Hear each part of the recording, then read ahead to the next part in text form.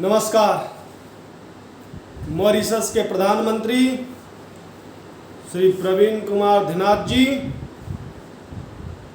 World health organisation के director general doctor Tedros, Gujarat के मुख्यमंत्री श्री भूपेंद्र भाई पटेल, केंद्रीय मंत्रिमंडल के मेरे सहयोगी श्री सर्बानंद जी सोनवाल, डॉक्टर मनसूब मानविया, डॉक्टर मुनपुरा महेंद्र भाई, यहाँ उपस्थित अन्य सभी महानुभाव, देवी और सज्जनों, आज हम सभी पूरी दुनिया में हेल्थ एंड वेलनेस के लिए एक बहुत बड़े आयोजन के साक्षी बनेंगे। मैं WHO के डायरेक्टर जनरल डॉक्टर टेड्रोस का विशेष रूप से आभारी हूं। अभी डॉक्टर टेड्रोस ने भारत की प्रशंसा में जो शब्द कहे, मैं प्रत्येक भारतीय की तरफ से उनका धन्यवाद करता हूं। और जिस प्रकार से उन्होंने गुजराती, हिंदी, अंग्रेजी एक प्रकार से एक त्रिवेणी का एहसास कराया है, हर भारतीय के दिल को छू लिए है, उसके लिए भी मैं विशेष रूप से उनका अभिनंदन करता हूं। डॉक्टर टेड्रोस ने मेरा परिचय पुराना है और जब भी हम मिले हैं, उन्होंने भारत के गुरुओं ने उसको कैसे शिक्षा दी, वो उतने गौरव से उसका उल्लेख करते हैं और इतना प्रसन्न चित्त अपनी भावनाएं व्यक्त करते हैं, और उनका भारत के प्रति जो लगाव है आज एक संस्थान के रूप में यहाँ प्रकट हो रहा है। और वो मुझे कहते हैं कि मेरा चाइल्ड है, मैं आपको दे रहा हूँ, ये आपकी जिम्मेवारी है कि आपको इसका पालन पोषण करना है। मैं डॉक्टर टेड्रोस को विश्वास दिलाता हूं कि आपने जिस भरोसे से भारत को ये जिम्मेवारी दी है और जिस उत्साह और उमंग से, और अगर यहाँ के मुख्यमंत्री भूपेंद्र भाई पटेल ने इस पूरी जिम्मेदारी को अपने कंधे पर लिया है, तो मुझे पूरा विश्वास है कि आपकी आशा और अपेक्षा के अनुसार हम खरे उतरेंगे। मैं अपने अभिन्न मित्रों और मॉरिशस के प्रधानमंत्री श्री जुनाथ जी का भी आभार व्यक्त करता हूं। मेरा उनके परिवार से भी करीब 3 दशक पुराना संबंध रहा है।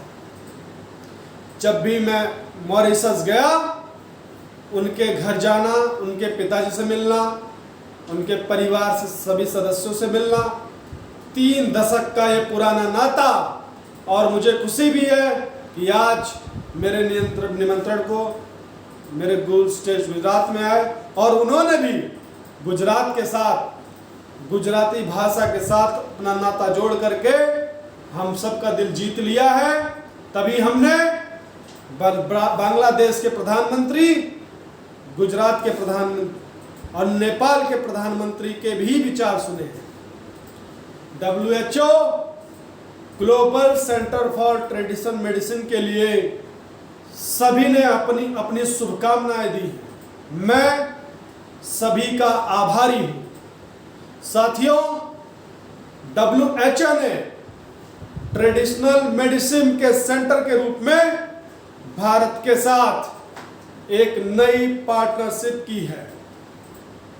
यह ट्रेडिशनल मेडिसिन के क्षेत्र में भारत के कंट्रीब्यूशन और भारत के पोटेंशियल दोनों का सम्मान है। भारत इस पार्टनरशिप को पूरी मानवता के सेवा के लिए बहुत बड़ी जिम्मेदारी का निर्वहन करेगा। इस सेंटर दुनिया भर में फैली पारंपरिक चिकित्सा के सहयोग से दुनिया के लोगों को बेहतर मेडिकल सॉल्यूशन देने में मदद करेगा। और मैं ये भी कहना चाहता हूं कि जामनगर की धरती पर डॉक्टर टेड्रोस और पवित्र जी की हाजिरी में यह सिर्फ एक भवन का शिलान्यास नहीं है, यह सिर्फ एक संस्थान का शिलान्यास नहीं हुआ है, लेकिन मैं विश्व भर में प्राकृतिक चिकित्सा में विश्वास करने वाले, पारंपरिक चिकित्सा में विश्वास करने वाले हर किसी को कहना चाहता हूं कि आज जब भारत आजादी का समृद्ध महोत्सव मना रहा है, उस कालखंड में ये जो शिलान्यास हुआ है, ये वो शिलान्यास आने वाले 25 सालों के लिए विश्व भर में ट्रेडिशनल मेडिसिन के युग का आरंभ कर रहा है। मैं अपने आंखों के सामने देख रहा हूं कि होलिस्टिक हेल्थ केयर के बढ़ते आकर्षण के कारण आने वाले 25 वर्ष में जब देश आजादी के 75 साल या शताब्दी मनाएगा, तब ट्रेडिशनल मेडिसिन दुनिया के हर परिवार के लिए अति महत्वपूर्ण का केंद्र बन जाएगा। इसका यह शिलान्यास है। और आयुर्वेद में तो अमृत कलश का बड़ा महत्व है और अमृत काल में यह कार्य का आरंभ हो रहा है। इसलिए ये नए विश्वास के साथ एक दूरगामी प्रभाव होगा, असर देख रहा हूं। और मेरे लिए व्यक्तिगत तौर पर यह बहुत सुखद है। इस ग्लोबल सेंटर की स्थापना हमारे इस जामनगर में हो रहा है। जामनगर का आयुर्वेद से एक विशेष रिश्ता रहा है। 5 दशक से भी ज्यादा पहले जामनगर में विश्व की पहली आयुर्वेदिक यूनिवर्सिटी की स्थापना हुई थी। यह एक बेहतर आयुर्वेदिक संस्थान है, institute of technology and research रहा है। अब विश्व स्वास्थ्य संगठन का यह ग्लोबल संगठन वेलनेस के क्षेत्र में भी जामनगर की पहचान को वैश्विक स्तर पर नई ऊंचाई देगा। साथियों, डिजीज फ्री रहना, निरोगी रहना जीवन की सफर का एक महत्वपूर्ण हिस्सा हो सकता है, लेकिन वेलनेस ही अल्टीमेट गोल होना चाहिए। साथियों, वेलनेस का हमारे जीवन में क्या महत्व है, यह हमने कोविड पैंडेमिक के इस दौर में अनुभव किया है। इसलिए विश्व को आज हेल्थ केयर डिलीवरी के नया आयाम की तलाश है। मुझे खुशी है कि इस साल के आवर प्लेनेट आवर हेल्थ ये नारा देकर WHO ने भारत का वन अर्थ वन हेल्थ इस विजन को आगे बढ़ाया है। साथियों, हमारे यहाँ हजारों साल पहले रचित अथर्ववेद में कहा गया है, जीवेम शरदः शतम्, यानी 100 वर्ष तक जिए। हमारी परंपरा में 100 वर्ष की आयु का कामना बहुत सहज रही है, क्योंकि तब 100 वर्ष की आयु का प्राप्त करना अचंभित नहीं कर रहा था। और इसमें बहुत बड़ी भूल हुई है। हमारी पारंपरिक चिकित्सा पद्धतियों की होती रही। भारत की पारंपरिक चिकित्सा पद्धति सिर्फ इलाज तक ही सीमित नहीं रही है, बल्कि ये लाइफ की एक होलिस्टिक साइंस है।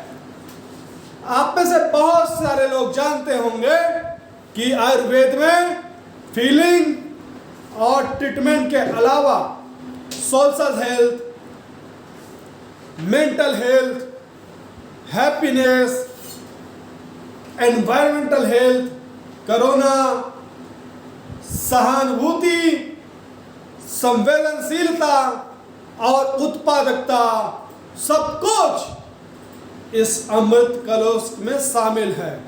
इसलिए हमारे आयुर्वेद को जीवन की ज्ञान के रूप में समझा जाता है और हमारे यहाँ जितनी भी प्रतिष्ठा 4 वेदों की है, वैसे ही आयुर्वेद को 5वां वेद कहा जाता है।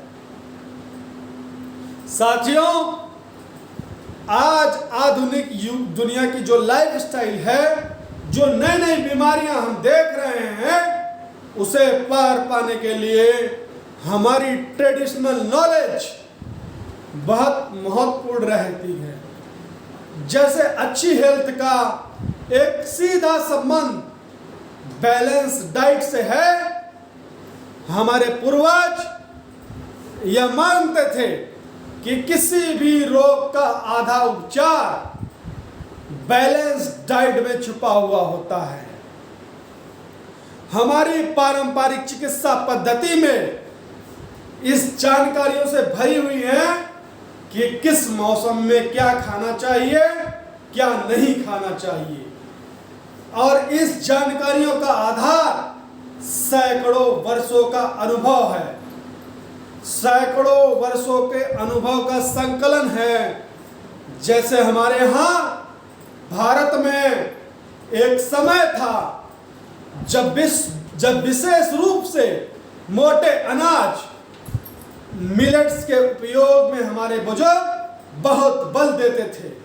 समय के साथ हमने इसका उपयोग कम होते हुए देखा है और आजकल फिर से मिलेट्स की चर्चा बढ़ते हुए देख रहे हैं। मुझे इस बात का भी संतोष है कि मिलेट्स के गुणों को बढ़ावा देने के लिए भारत का प्रस्ताव यूनाइटेड नेशन के स्वीकार किया है। वर्ष 2023 को इंटरनेशनल मिलेट्स ईयर घोषित करना है। मानवता के लिए बहुत हितकारी कदम है। एक्सीलेंसी, अभी कुछ समय पहले भारत ने जो नेशनल इंटर्नशिप मिशन शुरू हुआ है, उसमें भी हमारे प्राचीन पारंपरिक विद्या को ध्यान में रखा है। कोविड-19 महामारी के दौरान भी हमने आयुष प्रणाली का व्यापक उपयोग किया। आयुष काढ़ा, इस नाम से आयुर्वेदिक आयुष काढ़ा काफी प्रचलित हुआ। आयुर्वेद, सिद्ध, यूनानी फॉर्मुलेशन की ग्लोबलिटी बहुत डिमांड देखने को मिली है। दुनिया के अनेक देश आयुर्वेद पैंडेमिक से बचाव के लिए ट्रेडिशनल हर्बल सिस्टम के ऊपर बल दे रहे हैं। साथियों, आयुर्वेद और इंटीग्रेट मेडिसिन के क्षेत्र में भारत के जो अनुभव हैं, उनको दुनिया के साथ साझा करना भारत अपना दायित्व समझता है। डायबिटीज, ओबेसिटी, डिप्रेशन जैसी अनेक बीमारियों के निर्माण में भारत की योग परंपरा दुनिया की बहुत काम आ रही है। अंतर्राष्ट्रीय योग दिवस के माध्यम से योग प्रचलित हो रहा है और दुनिया भर के लोगों को मानसिक रोग, तनाव कम करने में, मन, शरीर, चेतना में संतुलन कायम करने में लोगों का मदद कर रहा है। योग के दायरों का विस्तार करने के लिए ये नया संस्थान अहम भूमिका निभाए, ये बहुत आवश्यक है। एक्सीलेंसीज, आज इस अवसर पर मैं इस ग्लोबल सेंटर के लिए 5 लक्ष्य भी रखना चाहता हूं। पहला लक्ष्य, टेक्नोलॉजी का उपयोग करते हुए ट्रेडिशनल विद्याओं के संकलन के लिए उनका डेटाबेस बनाने का। अलग अलग देशों में ट्रेडिशनल मेडिसिन की अलग अलग परंपराएं रही हैं। इस केंद्र में इन परंपराओं का संकलन करते हुए एक वैश्विक संग्रह यानी रिपोजिटरी बनाने की चाहिए। यह केंद्र इन परंपराओं के जानकार को मूल पद्धतियों के स्रोतों का अध्ययन करने के लिए भी उनका एक संकलन कर सकती है। ऐसा करना इसलिए भी जरूरी है कि कभी अलग अलग देशों में मौजूद पारंपरिक चिकित्सा को महत्व को जानकारी आने वाली पीढ़ियों के लिए मदद करती है।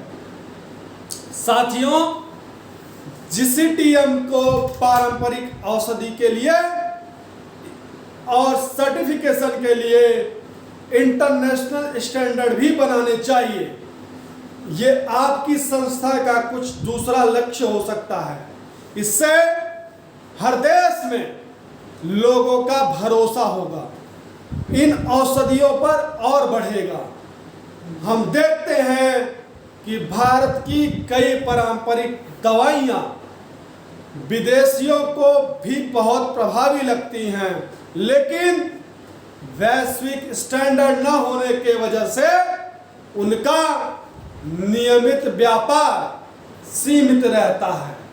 इसलिए उनकी उपलब्धता को भी कम करती है। मुझे लगता है कि कई देशों के दूसरे देशों के भी इसी तरह की मुश्किल आती होगी।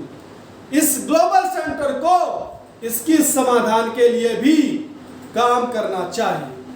WHO ने भी हाल में आयुर्वेद, पंचकर्मा और यूनानी के लिए बेंचमार्क डॉक्यूमेंट्स तैयार किया है।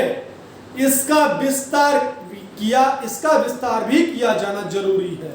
साथियों, जीसीटीएम एक ऐसा प्लेटफॉर्म बनना चाहिए जहां विश्व की पारंपरिक चिकित्सा पद्धतियों के एक्सपर्ट एक साथ आए, एक साथ जुटे, अपने अनुभव साझा करें। इन प्रयासों को एक ग्लोबल सेंटर अपना तीसरा लक्ष्य बना सकता है। क्या यह संस्थान एक सालाना समारोह कर सकता है? कोई एनुअल ट्रेडिशनल मेडिसिन फेस्टिवल कर सकता है जिसमें दुनिया के ज़्यादा से ज़्यादा एक्सपर्ट चिंतन करें, अपनी पद्धतियों को साझा करें। साथियों, मैं समझता हूं कि यह सेंटर का चौथा लक्ष्य रिसर्च में निवेश से जुड़ा होना चाहिए। जीसीटीएम को ट्रेडिशनल मेडिसिन क्षेत्र में रिसर्च के लिए फंडिंग को मल्टीप्लाइज करना आना चाहिए। हम देखते हैं कि आधुनिक फार्मा के लिए रिसर्च क्षेत्र में अरबों खरबों डॉलर उपलब्ध रहते हैं। हमें उसी तरह के रिसोर्सेज ट्रेडिशनल मेडिसिन में भी तैयार करने चाहिए। पांचवा लक्ष्य ट्रीटमेंट प्रोटोकॉल से है, या जीसीटीएम कुछ स्पेसिफिक बीमारियों के लिए होलिस्टिक ट्रेडमिल प्रोग्राम कर सकता है, जिसमें मरीज को मॉडर्न और ट्रेडिशनल मेडिसिन दोनों का भी फायदा मिले। अपने हेल्थ केयर सिस्टम में इन प्राचीन विद्यालयों के इंटीग्रेटेड सिस्टम के लिए अनेक बीमारियों के लिए मदद मिल सके। साथियों, हम भारतीय वसुधैव कुटुंबकम का और सर्वे संतु निरामया इस भावना से जीने वाले लोग हैं। पूरी दुनिया एक ही परिवार है और यह पूरा परिवार हमेशा निरोगी रहे, ये हमारा दर्शन रहा है। आज WHO जीसीटीएम की स्थापना से भारत की यह परंपरा और समृद्ध होगी। WHO का यह अभियंत्र विश्व भर में लोगों का स्वास्थ्य बेहतर बनाएगा। इसी कामना के साथ मैं अपनी बात समाप्त करता हूं और मैं इन दोनों मेहमानों का समय निकालने के लिए, इस समारोह को ऊंचाई देने के लिए, इसका महात्म्य बढ़ाने के लिए हृदय से उनका बहुत बहुत आभार व्यक्त करता हूं। एक बार फिर आप सभी का बहुत बहुत धन्यवाद। नमस्कार।